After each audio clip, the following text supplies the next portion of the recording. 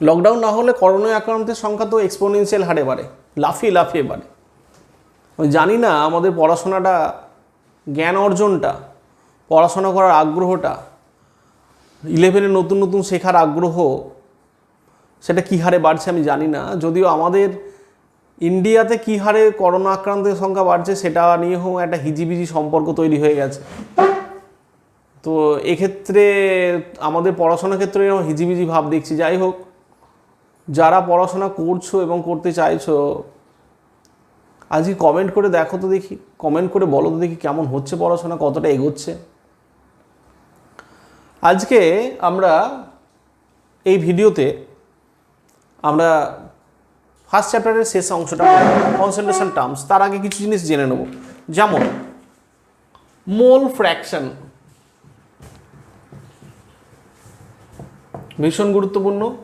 মোল ভগ্নাংশ বলা হয়।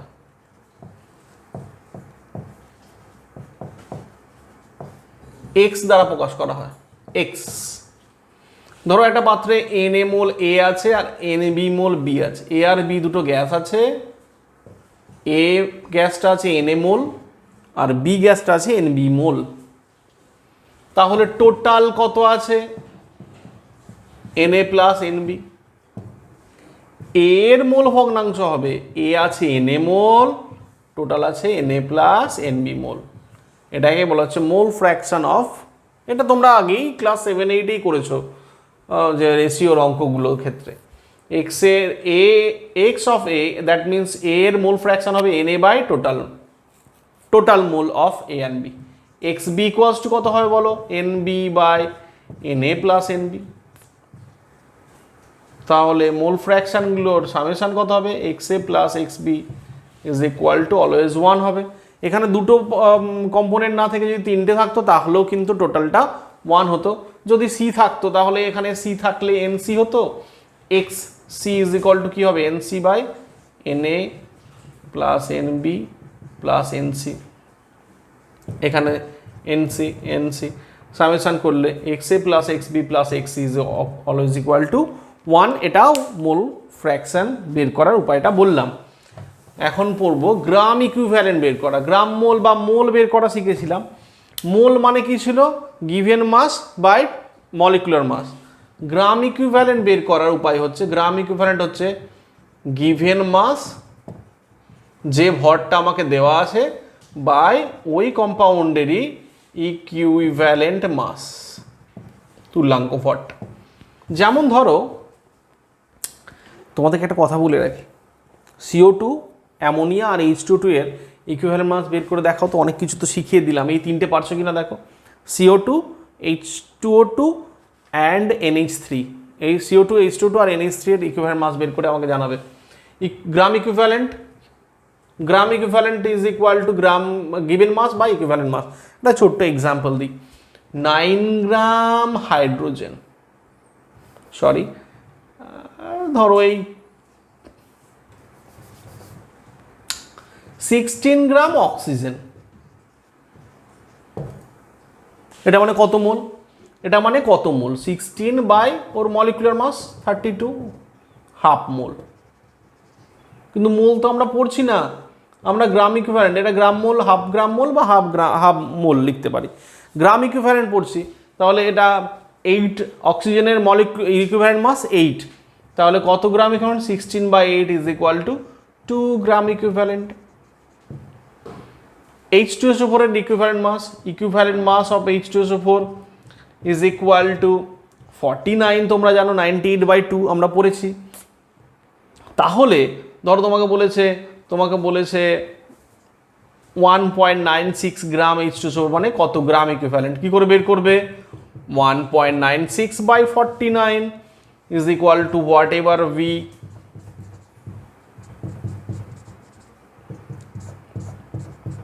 0.04 গ্রাম ইকুইভ্যালেন্ট। এত গ্রাম ইকুইভ্যালেন্ট। আশা করি আমি 2-3টে এক্সাম্পল দিয়ে বোঝাতে পেরেছি গ্রাম ইকুইভ্যালেন্ট কী করে বের করে। 1.96 গ্রাম H2SO4 এর গ্রাম ইকুইভ্যালেন্ট বের করবো কী করে? 1.96 বাই তার equivalent mass 1.96 by 49।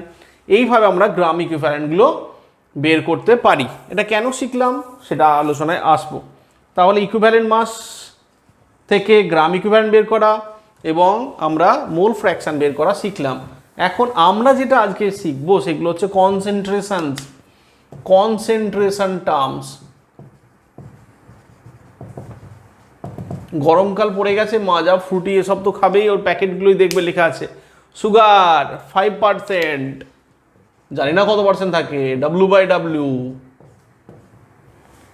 Syrup, added syrup 3%, W/V।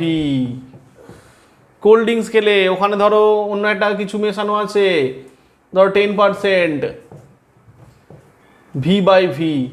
কি সব কি পার্সেন্ট তো জানি স্যার, W/W কি, W/Vটা কি, V/Vটা কি, ব্যাপারটা আমরা বুঝবো কনসেন্ট্রেশন টার্মের। এই জায়গাটা আগে বুঝে নিই, তারপর আরো নতুন নতুন আছে। এইটা আমরা চিনি কিন্তু একটু কেমন যেন অচেনা হয়ে গেল ব্র্যাকেটগুলো দেখে। W/W মানে হলো 100 গ্রাম সলভেন্টে কত গ্রাম সলিউট। 5 গ্রাম সলিউট ধরো, তখন সেই সলভেন্ট মানে তোমরা জানো নিশ্চয়ই, সলভেন্ট মানে হলো দ্রাবক, সলিউট মানে হলো দ্রাব। তার মানে 100 গ্রাম, ভুল লিখেছি, সলিউশনে যদি 5 গ্রাম সলিউট থাকে সেটা হলো W/W। এটাও মাস, ওটা ওয়েট, সেটাই ট্র্যাডিশন হয়ে আছে। W মানে ওয়েট, সব মাসগুলো দেওয়া আছে, দুটোরই মাস, সলিউশন এবং সলিউট দুটোরই মাস দেওয়া আছে। W/V মানে 100 গ্রাম, ধরো 100 গ্রাম চিনির শরবত, 100 ml চিনির শরবত, 100 ml সলিউশনে ধরো 5 গ্রাম সুগার আছে।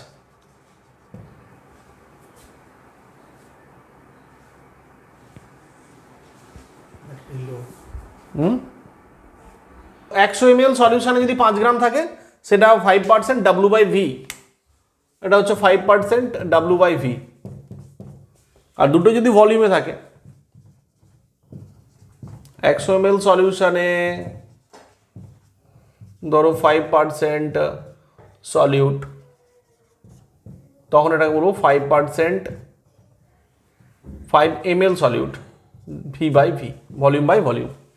তো এগুলো খুব সহজ, ব্যাপারটা জানলেই শুধু হয়ে গেল।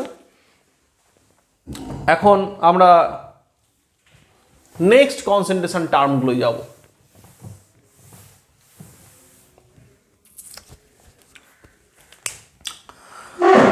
Molarity, capital M, molality small m, and normality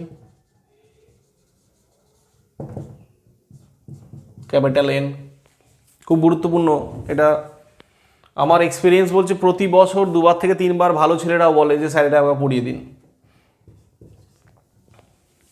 ফর্মালিটিও আছে, NaCl এর ক্ষেত্রে করবো আমরা।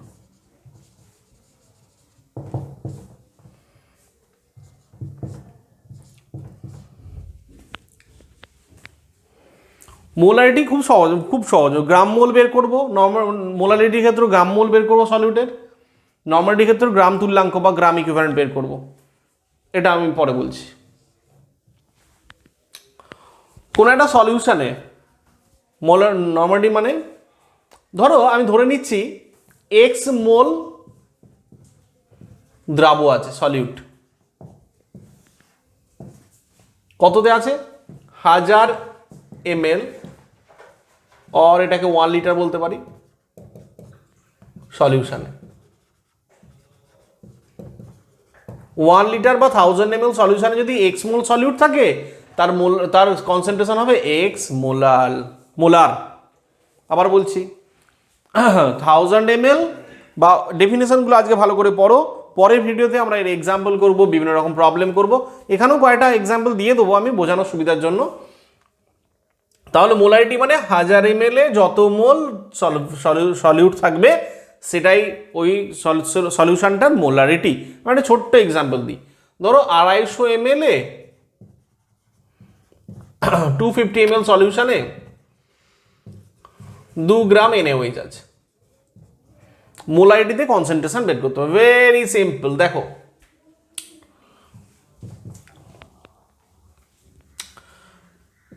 আচ্ছা NaOH এর মলিকুলার মাস কত? 40 হচ্ছে এর মলিকুলার মাস।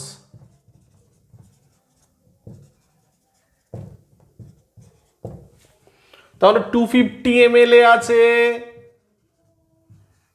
2/40 মোল। মোল কি করে বের করি আমরা? মাস বাই মলিকুলার মাস, মাসকে মলিকুলার মাস দিয়ে ভাগ করে মোল পেয়ে গেলাম। 1000 ml এ কত থাকবে বলো?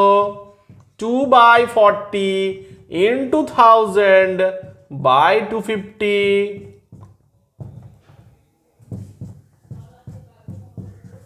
1/5 মানে 0.2 মোল। তাহলে কনসেন্ট্রেশন হবে 0.2 m। Very simple, I think you got it. Molality, molality আর মোলারিটির ডিফারেন্সটা ভালো করে বুঝতে হবে। যদি x মোল সলিউট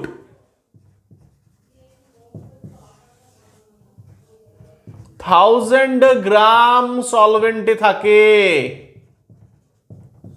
তখন ওই সলিউশনটার মোলালিটি হবে x স্মল m, x মোলাল। ওই 1000 গ্রাম সলভেন্টে যত মোল সলিউট থাকবে সেটাই ওই সলিউশনের মোলালিটি, যে কনসেন্ট্রেশন। 1000 গ্রামে যদি x মোল সলিউট থাকে তার কনসেন্ট্রেশন হবে x মোলাল। 1000 গ্রাম সলভেন্ট, এখানে 1000 ml সলভেন্ট, এখানে 1000 ml সলিউশন, এখানে 1000 ml সলিউশন, এখানে 1000 গ্রাম সলভেন্ট, এখানে 1000 গ্রাম সলভেন্টে যত মোল, 1000 ml সলিউশনে যত মোল। Don't mess it up. So কি করে বের করা যায়? একটা এক্সাম্পল দেখা যাক, মোলালিটির একটা এক্সাম্পল দিই। সাপোজ 500 ml একটা সলিউশনে ধরো 100 গ্রাম CaCO3 আছে, তাহলে এর কনসেন্ট্রেশন মোলালিটিতে বের করতে হবে। আগে মোল কত? CaCO3 এর মলিকুলার, আচ্ছা 10 গ্রাম, 100 গ্রামই ধরো। এর ডেন্সিটি বলা আছে 1.25 গ্রাম পার ml, ডেন্সিটি দেওয়া আছে ইকুয়েশনে, সলিউশনের ডেন্সিটি দেওয়া আছে। তাহলে 100 গ্রাম CaCO3 এর মলিকুলার মাস 100, ভালো কথা। 500 ml মানে আমরা জানি m is equal two dv, তাহলে 500 ml মানে হচ্ছে d into v, actually density into volume. 1.25 into 500 মানে হলো 625 গ্রাম। এটা কি?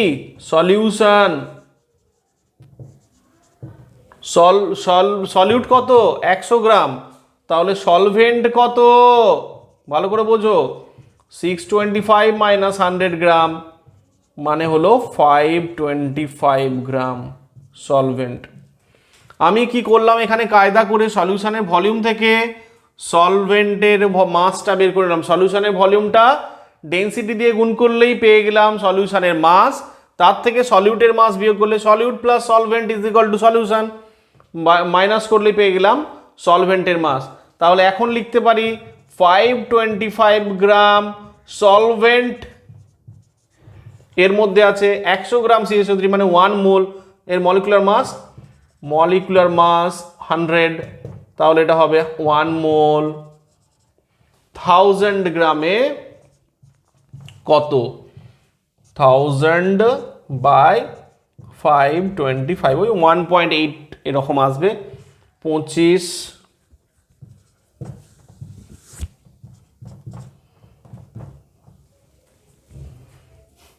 1.9 এর মতো। আমি এক্সাক্ট ভ্যালুটা করলাম না, মোটামুটি অ্যাপ্রক্সিমেটলি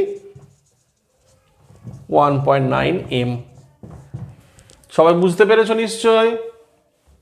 তাহলে কি করলাম আমরা এখানে, কি বসালাম এটাকে একটুখানি আমরা শর্টকাট করি, কীরকম হবে দেখা যাক। সেগুলোতে আসবো, ফর্মুলা বানিয়ে দেবো তোমাদেরকে শর্টকাট। নর্মালিটি মোলারিটির মতোই একই রকম, নর্মালিটিটা মোলারিটির মতোই একই রকম।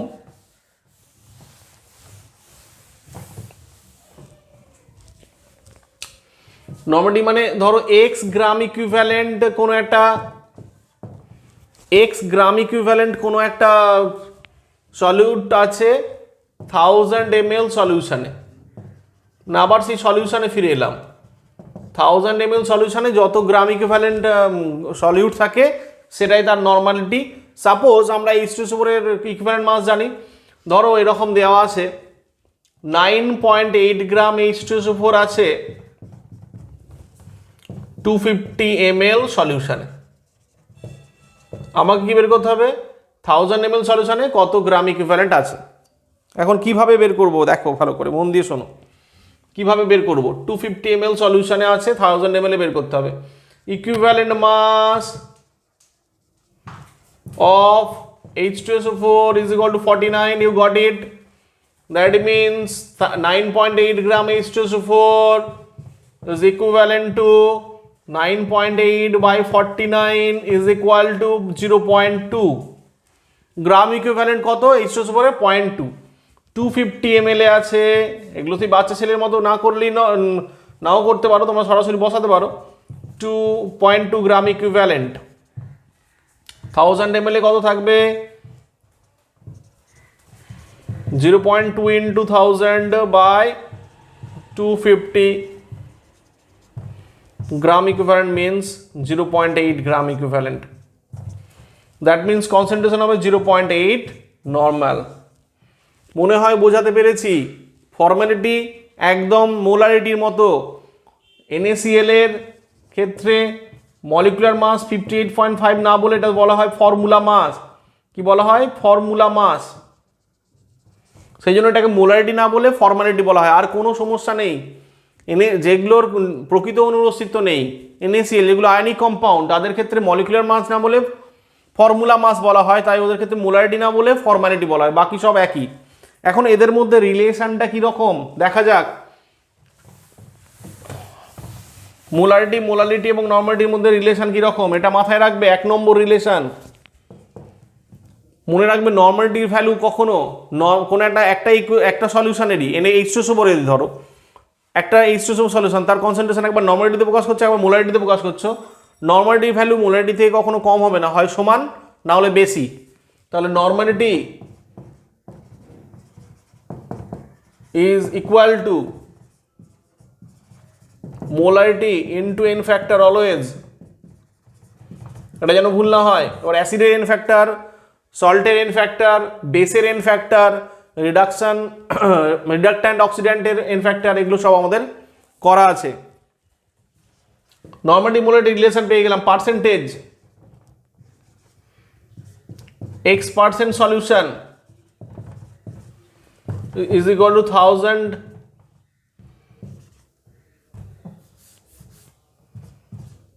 10x by molecular mass of solute।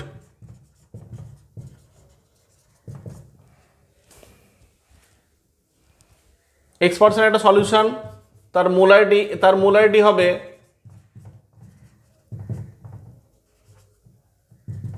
(10x by molecular mass), তার নর্মালিটি হবে 10x by equivalent mass. Definitely এর সাথে সিমিলারিটি রেখে ইকুইভ্যালেন্ট মাস অফ সলিউট। এখন হঠাৎ করে আমি এরকম লিখে দিলাম কি করে? এটা আমার অনেক স্টুডেন্টের মাথাতেই আসবে। আমি এটা করে দেখাচ্ছি। ধরো x%, অবশ্যই এটা W/V হতে হবে। 100 ml আছে x গ্রাম। যদি মলিকুলার মাস m হয়, let molecular mass is m। তো 1000 ml is containing x by m mole, মাসকে মলিকুলার মাস দিয়ে ডিভাইড করে দিলে আমরা মোল পেয়ে গেলাম। 1000 ml এ আছে x into 1000 by 100 m, so it's got 10x by m. Got it? In case of normality, you will find this m as equivalent mass. So 10x by molecular mass or equivalent 10x by molecular mass. And the third one, suppose m is the molarity of a solution, and a solution a molarity m, density m, W is the molecular mass of solute, দ্রাবের আণবিক ভর W, তাহলে density m not m, sorry এটা d ধরে নাও, তাহলে what is molality, molality এমটা কত বের করতে হবে, সাপোজ মোলালিটি বের করতে হবে, তার মানে আমি এখানে কায়দা করে এরকম একটা প্রবলেম দিয়ে কি বের করতে চাইছি, মোলারিটি আর মোলালিটির মধ্যে সম্পর্কটা খুব ইম্পর্টেন্ট। আমি কিন্তু বলছি এই ভিডিওটা ভীষণ কাজে লাগবে, প্রচুর সময় দিয়ে করতে হবে। মোলারিটির অর্থ 1000 ml সলভেন্টে, ঠিক আছে, 1000 ml সলভেন্টে, 1000 ml সলভেন্টে কি আছে, m মোল সলিউট, 1000 ml সলভেন্টে m মোল সলিউট। এবার এটাকে mlটাকে গ্রাম করো, তাহলে 1000d গ্রাম এটা সলিউশন, 1000d গ্রাম সলিউশনে m মোল সলিউট। এই পর্যন্ত বুঝতে পেরেছো? এটাকে আমি গ্রামে কনভার্ট করলাম, এটা m মোলেই আছে। এটাকে মোল থেকে গ্রাম করতে গেলে 1 মোল H2SO4 মানে 98 গ্রাম, 2 মোল মানে 2 × 98, 4 মোল মানে 4 × 98, তাহলে m মোল মানে এটা তো সলিউটের মলিকুলার মাস দিয়ে গুণ হবে mw গ্রাম, তাহলে এটা হলো সলিউট, এটা হলো সলিউশন। তাহলে সলভেন্ট কত আসছে আমি এখানটায় লিখি, তাহলে তোমরা ভালো বুঝতে পারবে, এগুলো মুছে দিলাম। তাহলে সলভেন্ট আসছে, সলভেন্টের মাস আসছে 1000d minus mw gram. Can we write 1000d minus mw gram? Solvent contains m mole solute. Solvent মানে দ্রাবক, এটা মানে দ্রাবক। 1000 গ্রাম contains, 1000 গ্রামে যত থাকে সেটাই molality, m by 1000d minus mw into 1000, therefore এত গ্রাম এত মোল সলিউট, therefore 1000 গ্রাম সলভেন্টে যত মোল থাকে সেটাই molality, therefore m is equal to molality, m is equal to 1000 m by 1000d minus mw. This is the direct formula to derive, to predict, to calculate molality from molarity and the constant density of the solution given. যদি দুটো acid মেশানো থাকে তার concentration কি করে বের করতে হয়, ধরো দুটো অ্যাসিড মেশানো আছে যার কনসেন্ট্রেশন N1 V1 ভলিউম দেওয়া আছে, এটা 1 নম্বর অ্যাসিড 1 যার কনসেন্ট্রেশন N1 নর্মালিটিতে দেওয়া আছে আর মোলারিটিতে, দুটো একই ইউনিটে থাকতে হবে। সেই অ্যাসিডটা আরেকটা অ্যাসিডের সাথে, এটা ধরো নর্মালিটি, অ্যাসিড 2 এর সাথে মেশানো হচ্ছে অন্য একটা অ্যাসিড, তার N2V2, এটা N2 হচ্ছে কনসেন্ট্রেশন, V2 হচ্ছে ভলিউম। তাহলে অ্যাসিডের মিক্সচারটার অ্যাসিডিটি কত হবে, কনসেন্ট্রেশন কি হবে, N1V1 plus N2V2 by V1 plus V2, এটা হচ্ছে নিউ কনসেন্ট্রেশন। দুটোই যদি অ্যাসিড না হয়ে একটা অ্যাসিড একটা যদি বেস হয়, তাহলে এদের কনসেন্ট্রেশন, দুটো অ্যাসিড মিশিয়েছি বলে কনসেন্ট্রেশন বেড়েছে বলে এটা অ্যাডিশন করেছি, যোগ করেছি। একটা অ্যাসিড যদি একটা বেস হয়, ধরো অ্যাসিড এটা N1V1 আর base concentration N2 volume V2, ধরে নাও এটা বেশি, এটা বেশি দেন এটা, যেটা বেশি হবে সেটা আমি এইভাবে লিখবো। তাহলে তাহলে এটা বেশি আছে মানে এই দুটো মাল্টিপ্লাই করে যদি বেশি হয় বেসের থেকে, তাহলে মেশানোর পর সলিউশনটা অ্যাসিডিক হবে। তাহলে acidic strength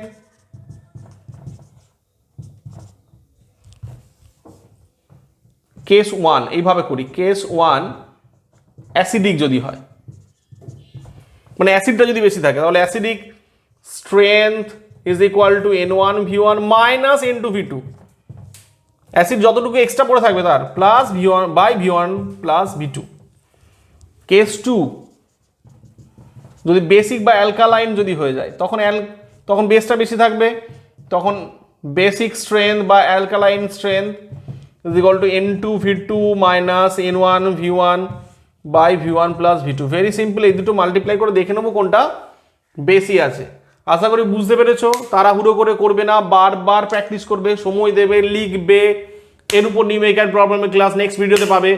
I am waiting for your feedback.